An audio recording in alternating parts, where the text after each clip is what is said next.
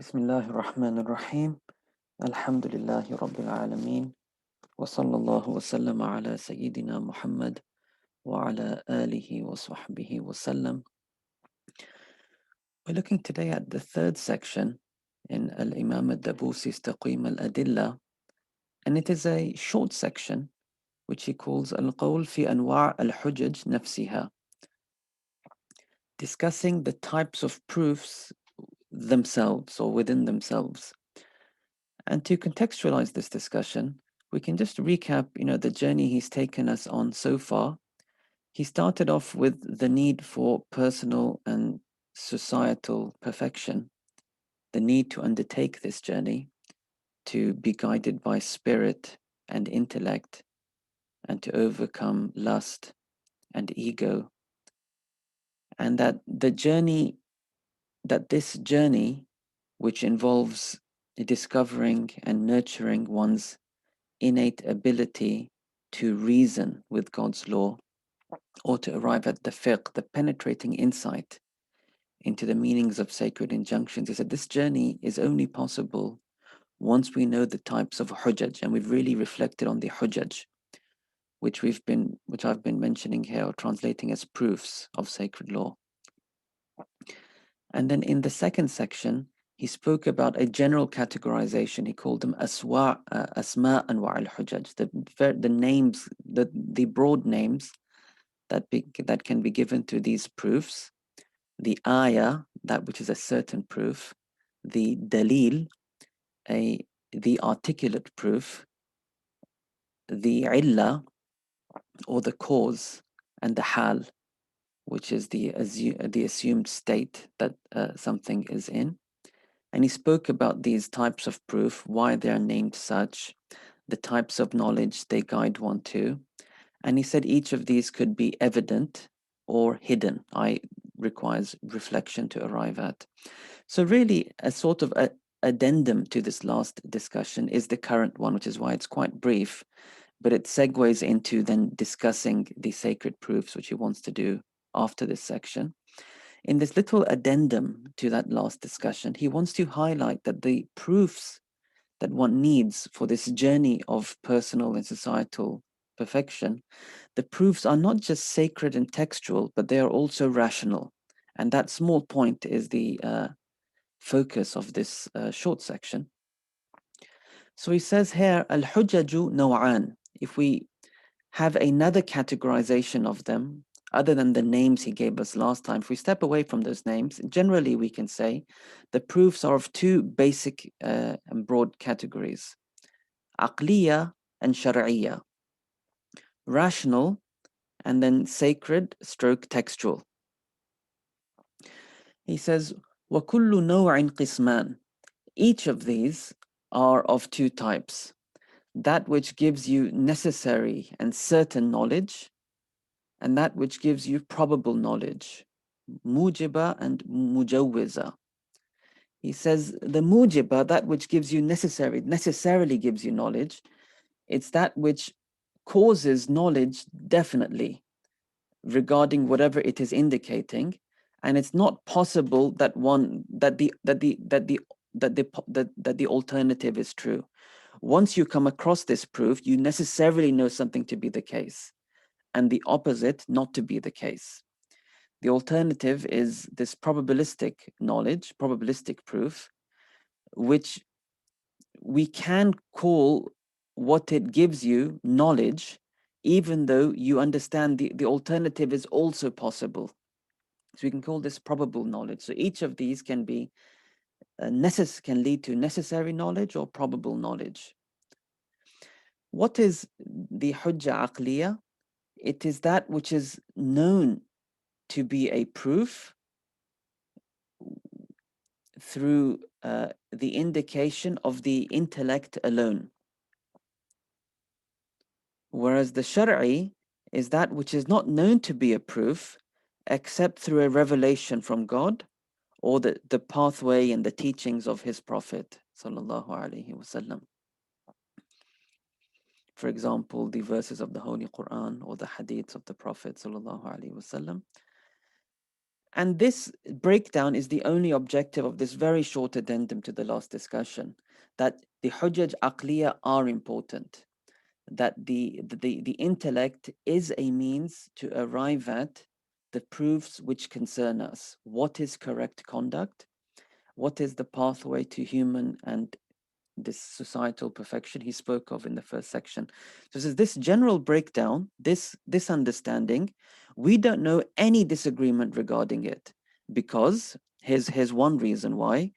Because whoever builds his knowledge on what is heard knowledge, which is what the sacred indicators typically are, he will never be guided to it until his intellect guides him. You cannot build yourself on what is heard without the intellect. He says, because that which is heard in and of itself is just a report, which might be true and it might be false. And the one who spoke this report is a man like him amongst creation. And it is not correct that one should follow one's own like, nor judge in accordance with the words of such a person, until we know that those words are not false. And quoting the classical argument used in Kalam works for how we know that a prophet really is a prophet, is that we have to know his words are not false, and that false possibility of falsehood is not going to be removed except without a miracle from God to say, this man really is a prophet. His words really do represent me. His words are not false, they're truth. And there is no miracle we will ever know except once we reflect with our intellects. So here's one argument why the intellect is a source of the proofs that we're discussing, and therefore we must discuss the nature of intellectual proof. This is one angle to understand why, because textual proof and everything we arrive from it is only arrived at once the intellect judges so. That's one angle. The other angle, which is quite a fascinating angle, which we'll really need to reflect upon as he unpacks various abilities the intellect has to know what is good and what is bad, and discussions that will come later in the book. So it's a very fascinating angle why the intellect is a proof of its own. He says, because we know there are some people who don't know the sacred indicators at all, but they are guided to the fact that a building indicates a builder. That's one angle. But also fascinatingly, he says, they are guided to worldly advantages. One understands by this matters of moral conduct. The intellect guides them to how to live a good life in many areas of their lives, he says. And they arrive at this purely with rational indicators of both sorts, indicators of which they would have no doubt at all, and indicators that are probabilistic, whereby the alternative is also possible. There's a sort of doubt.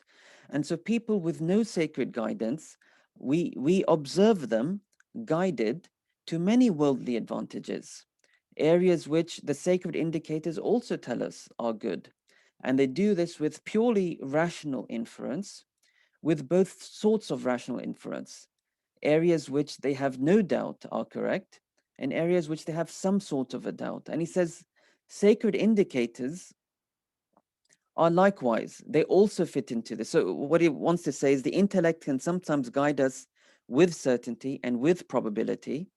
And we see people without any sacred guidance use the intellect in such a way. So we know the intellect does guide with certainty and with probability in particular areas. And he says, likewise, this breakdown is found in the sacred indicators. Some of them, such as the Book of God, is a proof which leads to certain necessary knowledge without any doubt. And others of the sacred indicators, such as the hadiths which come from the Prophet, which are not deemed well-known, mashhur, and not deemed mass-transmitted, mutawatir, often translated as the solitary report. Those reports also lead to knowledge, but knowledge which has a sort of doubt along with it, a probabilistic knowledge. And so just as The rational indicators can be necessary or probabilistic. Similarly, sacred indicators are necessary and probabilistic. And we can see that we need to talk about both of them, because you cannot arrive at what's sacred without the intellect. And also this fascinating argument, he said, that people who don't know about the sacred are still guided in many areas of their lives by the intellect. So the intellect is a guide that we have to talk about, and we cannot speak about the ḥujaj that concern us, which is talked about in the last two sections, without speaking about the intellect and recognizing it as a source of proof to correct conduct, as we've been discussing. So he says, so you'll know then, from what I've discussed, that there's no real debate about this, that the ḥujaj are of two types. The only debate then regards how we arrive at the laws of God from them. And that's what we're going to be talking about in the upcoming section. So as you can see, this is the end of this topic. It's a short addendum to his discussing the types of proof. But so as you can see, the focus here was just on you need to talk about the aql as well as the shara' as ḥujaj. And this fascinating sort of argument we want to reflect upon in his later discussions was the aql as a guide to practice as well. And that is observed, and so we have to talk about it. So that will be coming up in the rest of the book, and we'll think about it as it comes. But his first step next, what this introduction, what this section segues into, is to now break down the types of definite and necessary sources of sacred, of the sacred indicators. So the sacred indicators are of two types. The types that lead to necessary knowledge, that's what he focuses on in the next few sections. وصلى الله تعالى على سيدنا محمد وعلى آله وصحبه وسلم والحمد لله رب العالمين.